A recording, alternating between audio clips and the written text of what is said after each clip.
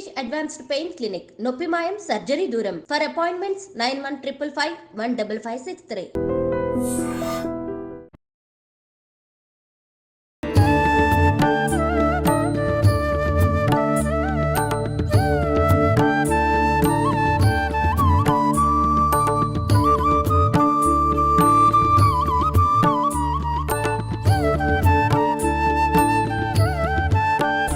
నమస్కారం, welcome to I dream. మన సంస్కృతి కార్యక్రమానికి స్వాగతం. నేను మీ విజిత.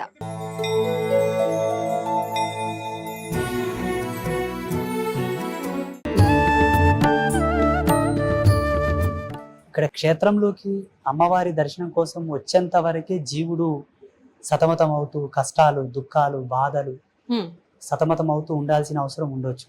ఇక్కడ వచ్చిపోయిన తర్వాత వాళ్ళకి ఆ బెడద ఉండదు. వచ్చే వాళ్ళే పుణ్యాత్ములు అంతే. ఒకవేళ కాలం వాళ్ళని ఇంకా ఏ పాలే ఇబ్బందులు పెట్టాలి, కర్మలు వాళ్ళని ఇక్కడ వరకు రానియకపోవచ్చు, వాళ్ళ దృష్టికి వీడియోస్ పడకపోవచ్చు, యూట్యూబ్ లో వాళ్ళకు నోటిఫికేషన్ రాకపోవచ్చు. వచ్చింది, చూసాము, విన్నాము అంటే నీ జన్మ పావనం కావడానికే భగవంతుడు నీకు అది చూపించాడు. వచ్చి అమ్మ దర్శనం చేసుకొని పోండి. ఇక్కడ ఏ రిస్ట్రిక్షన్స్ ఉండవు, ఏ బలవంతం ఉండదు. అమ్మవారిని చక్కగా సేవించుకోవచ్చు. సేవాభావంతో కూడా మీ సేవను వెల్లడించవచ్చు. ఇక్కడ ఇది అఖండ జ్యోతి. ఇక్కడ ఒకటి ఉంటుంది. గర్భాలయంలో 9 ఉంటాయి. ఇది మహాకాళి స్వరూపం. దశ మహావిద్యలో మొదటి విద్య మహాకాళి. ఇక్కడ ఒక అఖండ జ్యోతి ఉంటుంది. గర్భాలయంలో 9 ఉంటాయి. ఇక్కడేమో విజయ చాముండేశ్వరి మాత క్షేత్రపాలిని. ప్రతి పుణ్యక్షేత్రంలో ఒక క్షేత్రపాలకుడు ఉంటాడు. అంటే ఎక్కడైనా మనకు క్షేత్రపాలకులు అనంటే గ్రామ దేవతలే ఉంటారా, లేదంటే వాహనాలు అలా ఉంటాయంటారు కదా, భగవంతుడికి సంబంధించిన వాహనాలు అలా ఏం కాదా? లేదు, గ్రామ దేవతలని కాదు.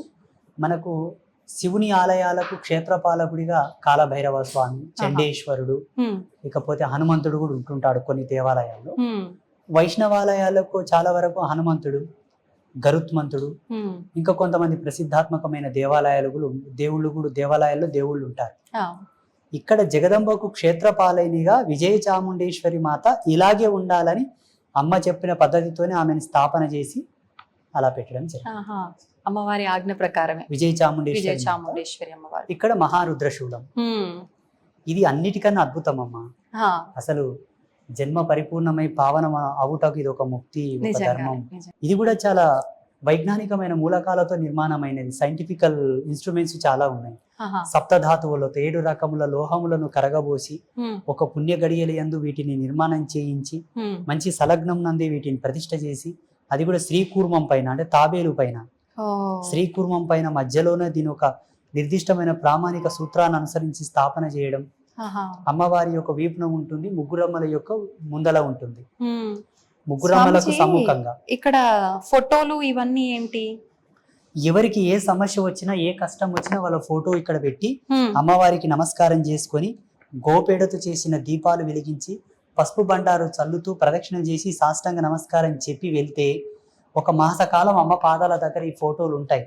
ప్రతిరోజు అర్ధరాత్రి 12 గంటలకు జగదంబలు వచ్చి వారిని చూసి వెళ్తారు. వాళ్ళ కష్టాలు తీరుతాయి. అమ్మవారి సాక్షాత్తు వచ్చి చూసి వెళ్తారు. అమ్మవారి గాలి తగిలిన వాళ్ళు పావనం అవుతారు కదమ్మా. ఇక్కడ రోజు పవిత్రమైన అర్చనలు, హోమాలు జరుగుతూ ఉంటాయి. మాలాంటి యతులు, సాధువులు తిరిగే ప్రదేశం. ఇక్కడ గోసేవ చాలా విశేషంగా జరుగుతూ ఉంటుంది. వాళ్ళు ఎట్లా బాగారు చెప్పండి. ఒకవేళ వాళ్ళ జన్మలో పెద్ద పాపాలు, పెద్ద కర్మలు ఉంటే ఒక దినం లేట్ అవ్వచ్చేమో, కానీ ముక్తిని పొందట తథ్యం. అంటే వ్యక్తిగతంగా ఎవరికి వారికి ఇబ్బంది ఉన్న వాళ్ళ ఫోటోలైనా, బిజినెస్ పరంగా అలాంటివి ఏమన్నా ఉన్నా కూడా, ఆరోగ్య సమస్యలు, ఆర్థిక సమస్యలు, వీసా ప్రాసెసింగ్ లో ఏమైనా ఇబ్బంది ఉన్నా, కళ్యాణ సమస్యలున్నా, సంతాన సాఫల్యతకు సంబంధించింది, కోర్టు కేసులున్నా, ఆస్తి తగాదాలున్నా, అన్ని మానవాళికి సంబంధించిన అన్ని సమస్యలకు పరిష్కారం.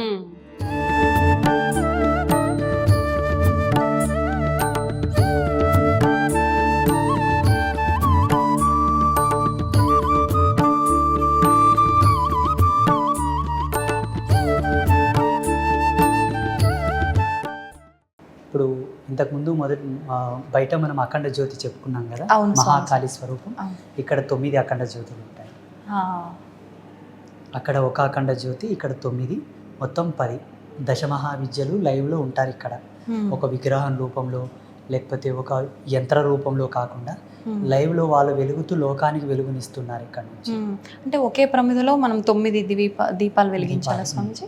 ఒకవేళ ఆ ఒత్తి చిన్నగా దగ్గరికి అయిపోతూ ఉంటే పక్కన ఇంకొక ఒత్తి 3 వెత్తులు కలిపి ఒక ఒత్తిగా చేసి పక్కన వెలిగించి ఈ ఒత్తిని లోపలికి వదిలేస్తూ ఉంటాం. ఇప్పుడు దీనికి సంబంధించిన విధానం అంతా మీరు చూసుకుంటుంటారా దగ్గరుండి, లేదంటే ఈ 2 జ్యోతులను చూసుకోవడానికి ఒక పూజారి ఉన్నాడు సపరేట్. ఓన్లీ జ్యోతులు చూసుకోవడానికి ఉదయం సాయంత్రం నూనె పోయడం, కోడి తీసి మళ్ళీ కొత్తగా వేయడం, చక్కగా అదంతా ప్రదేశం క్లీన్ చేయడం, నూనె అయిపోతే ముందస్తు జాగ్రత్త నూనె తెప్పించి పెట్టి స్టోర్ చేసుకోవడం అంతా వారే చూస్తూ ఉంటారు. వారికి నెల నెల వారికి సరిపడా జీతభత్యం ఇస్తూ ఉంటారు.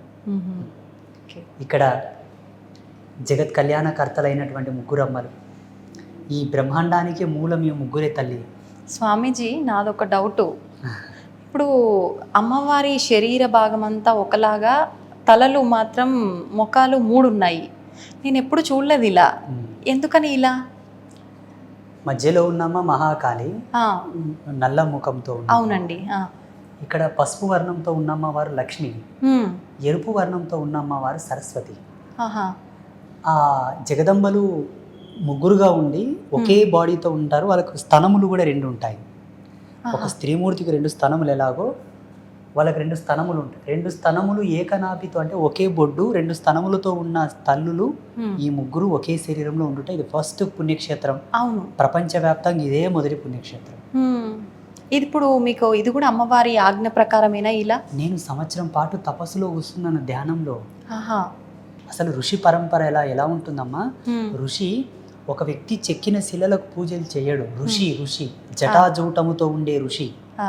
ఆయన స్వయంగా తపస్సుతో దర్శించి తాను నిర్మాణ శైలితో పూజలు చేస్తాడు, తపస్సు చేస్తాడు. అట్లా పరశురాముడు, జమదగ్ని, వశిష్ఠుడు స్థాపించిన లింగాలు చాలా ఉన్నాయి ప్రపంచంలో.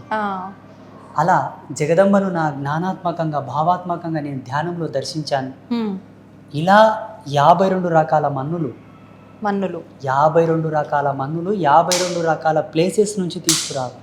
ఎక్కడెక్కడి నుంచి స్వామిజీ? మనకు 12 జ్యోతిర్లింగాల నుంచి తెచ్చాము, 18 శక్తిపీఠాల నుంచి తెచ్చాము, 7 జీవనదుల నుంచి తెచ్చాము, 3 రకాల పుట్టమన్నులు, 3 రకాల వర్ణములలో ఉండే నేలలలోని పుట్టమన్ను, గోవు ప్రసవించిన స్థలము మన్ను. అక్కడ విజయ చాముండేశ్వరి మాతకు ఏమో దక్షిణాభిముఖంగా ప్రయాణిస్తున్న నాగుపాము జాడల మన్ను, ఈ ముగ్గురమ్మలకేమో ఉత్తరాభిముఖంగా ప్రయాణిస్తున్న నాగుపాము జాడల మన్ను.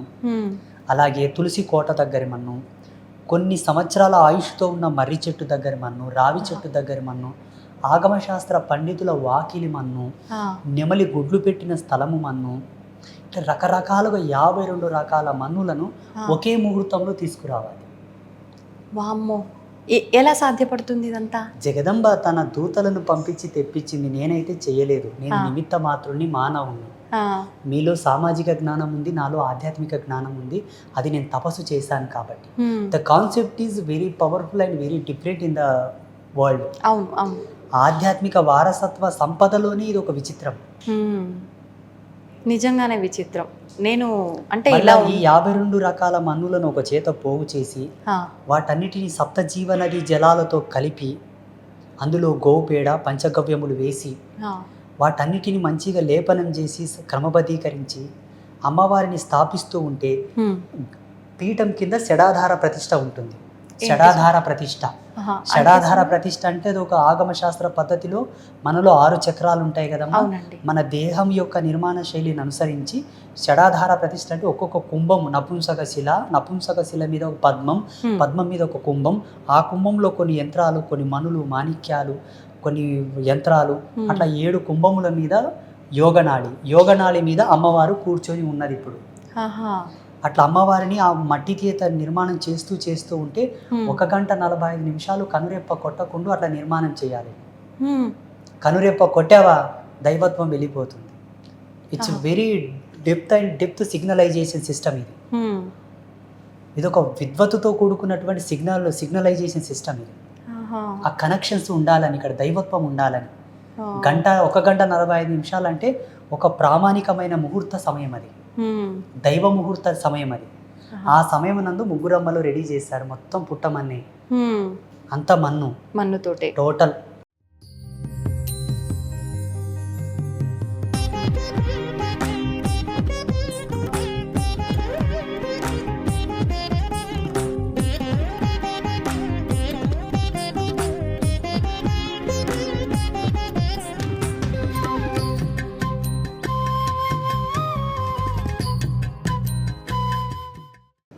మూడు రకాల పుట్టమన్ను, నల్లరేగడిలో నుంచి నల్ల పుట్టమన్ను, ఆహా. తెల్ల నేలల నుంచి తెల్ల పుట్టమన్ను, ఎర్రటి నేలల నుంచి ఎర్ర పుట్టమన్ను అన్నీ తెచ్చి ఇక్కడ అమ్మవార్లను స్థాపన చేసిన తర్వాత అమ్మవారు ఒక దివ్యమైన వాణి వినిపించింది. ఏంటి? శుద్ధ స్ఫటిక శ్రీచక్రము 5 కిలోల శ్రీచక్రము కాశీ మహానగరం నుంచి తీసుకురండి అని చెప్పింది. ఈ శ్రీచక్రం అదే.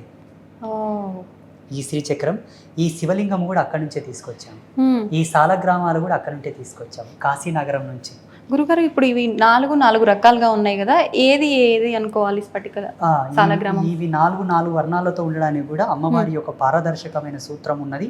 అందులో చతుర్వేద స్వరూపకంగా 4 వర్ణాలతో ఉన్నాయి. 4 వేదాలకు 4 సాలగ్రామాలు తీసుకొచ్చాము. ఇంకపోతే ఈ జగదంబలు ముగ్గురు అమ్మవాళ్ళు, మహాకాళి, మహాలక్ష్మి, మహాసరస్వతి అమ్మవార్ల మీద పాము పడగలు ఉంటాయి. మనకు చూడండి, ఒక దేవత మీద పాము పడగ ఉందంటే అది కుండలిని స్వరూపం. అవ్యాజమైన, అచింత్యమైనటువంటి, సహజ సిద్ధమైన, ప్రాకృతిక కళలతో విరాజిల్లేటటువంటి ధర్మానికి, కుండలినికి ప్రతీక సర్పం అది. కానీ మన సనాతన ధర్మంలో సరస్వతి మాతకు సర్పం ఉన్నట్లు ఎక్కడా లేదు. ఎందుకంటే ఆమెనే ఒక విఘ్నదేవత, ఒక విజ్ఞాన దేవత, ఆమెనే ఒక కుండలిని ప్రమోదం, ఆమెనే ఒక దార్శనికత. కానీ ఇక్కడ జగన్మాత సర్పాన్ని తన పైన ఉంచమని చెప్పింది, మేము ఉంచాము. ఇంకొక మిస్టరీ ఏంటంటే సరస్వతి మాత ఎప్పుడే కానీ శుక్లవర్ణంతో ఉంటుంది, తెల్లగా ఉంటుంది. ఇక్కడ ఎర్రగా ఉంది అమ్మవారు. ఎందుకనండి? ఆమె కోరింది. ఆమె కోరడం వల్ల ఆ వర్ణం ఆమెకి ఇచ్చారు, అమ్మవారి కోరిక మేరకే. ఇవి మత్స్య కుండలములు. మత్స్యం అంటే చేప. చేప పరిపూర్ణమైన విద్వత్తుకు, విజ్ఞానానికి, పూర్ణ సంపదకు, ఎదుగుదలకు, జగదంబ యొక్క అలంకార భూషణములుగా ఉండటయే కాక వచ్చే భక్తులు ఈ మత్స్యముల దర్శనం చేసుకుంటే కూడా వాళ్ళకి ఆ సంపద, జ్ఞానము, ఆ పుణ్యం, పురుషార్థం సిద్ధిస్తాయని ముగ్గురు అమ్మలు కాబట్టి 6 మత్స్య కుండలములు పెట్టారు. మరి ఆ మంగళసూత్రాలు 6? ఈ మంగళసూత్రములు కూడా ఒక్కొక్క తల్లికి 2 చొప్పున 6 మంగళసూత్రములు, ముగ్గురు అమ్మలకు 3 రొంట్ల 6 మంగళసూత్రములు. హైదరాబాద్ మహానగర వాస్తవ్యులైనటువంటి భారతి మేడం గారు ఆ మంగళసూత్రాలు చేయించారు. గురుగారు, ఇవన్నీ బంగారు ఆభరణాలు కదా, అంటే ఎప్పుడు ఇలానే ఉంటుంటాయా ప్రతి నిత్యము? మరి ఇప్పుడు మనకు దారిన నడుచుకుంటూ పోయే వాళ్ళకే భద్రత లేదు, ఇంట్లో లాకర్లలో పెట్టిన భద్రత లేదు, అమ్మవారి ఆలయాల పైన కూడా దోపిడీలు జరిగాయి. మరి అమ్మవారి నగల విషయంలో ఇది ఒక అద్భుతము, మా అదృష్టము. వాస్తవం చెప్పాలంటే 2011వ సంవత్సరం నుంచి ఇప్పటి వరకు గర్భాలయానికి తాళం వేయలేదు. వేయకూడదని చెప్పింది ఆమె. వేయకూడదు అని చెప్పింది, మేమైతే తాళం వేయలేదు. వాస్తవంగా ఈ ఆభూషణములన్నీ కూడా సువర్ణముతో చేయించినవే. మేలిమి జాతి బంగారాన్ని సువర్ణం అంటారు. సువర్ణము అంటే కల్తీ లేకుండా 24 క్యారెట్ గోల్డ్ తో చేయించినవే. ఎవరైనా భక్తులు వచ్చి, గురూజీ మేము ఏమైనా సేవ చేసుకుంటామంటే ఈ పలానా ఆభూషణం తెచ్చి నాన్న అంటే తెచ్చిచ్చారు, మేము అమ్మకు తొడిగాము. అన్ని దాతలు ఇచ్చినవే. ఆభరణం తొడిగేటప్పుడు వాళ్ళ గోత్రనామాలు స్మరిస్తాం. ఓకే గురుగారు, అక్కడ ఉన్నవారెవరు? అమ్మవారి యొక్క ఉత్సవమూర్తి. ఈ ముగ్గురమ్మల యొక్క ప్రాణశక్తి అనుకోండి. ఏమన్నా పల్లకి సేవ చేసినా, రథోత్సవం చేసినా, శయనోత్సవం చేసినా, అమ్మవారిని ఊంజాల్ సేవ చేసినా ఆ ఉత్సవమూర్తితో చేస్తారు. అట్లా. ఓకే గురుగారు, నాకు ఒక డౌట్. ఇప్పుడు అమ్మవారు అనగానే ఇప్పుడు ఏ అమ్మవారి పేరుతో అయితే ఉన్నారో ఆమెకు సంబంధించిన సేవలు, ఉత్సవాలు, ఊరేగింపులు, పూజలు ఏమున్నాయో అవి చేస్తారు. మరి ఇక్కడ చూస్తే అంటే శరీరం అంతా ఒకటైనా ముగ్గురు రూపాలు కనిపిస్తున్నారు కదా, ఎటువంటి పూజలు జరుగుతుంటాయి? ప్రత్యేకమైన పూజలు ఏమైనా జరుగుతుంటాయా? ముగ్గురమ్మల సంయుక్తమైనటువంటి సాధన ఒకటి ఉంటుంది. ఆ ముగ్గురమ్మలు ఎక్కడ కలుస్తారో ఆ మంత్ర రాజ్యం చేత అమ్మవారికి పూజలు చేస్తూ ఉంటారు. అది చండీ నవారణ మంత్రం అంటారు. ఆ నవారణ మంత్రంలోని ముగ్గురు ఉంటారు. అలాగే జగదంబ యొక్క అనుష్ఠాన విధి ఒకటి ఉంటుంది. అదే అనుష్ఠాన విధితో ఇక్కడ అర్చనలు, హోమాదులు జరుగుతూ ఉంటాయి.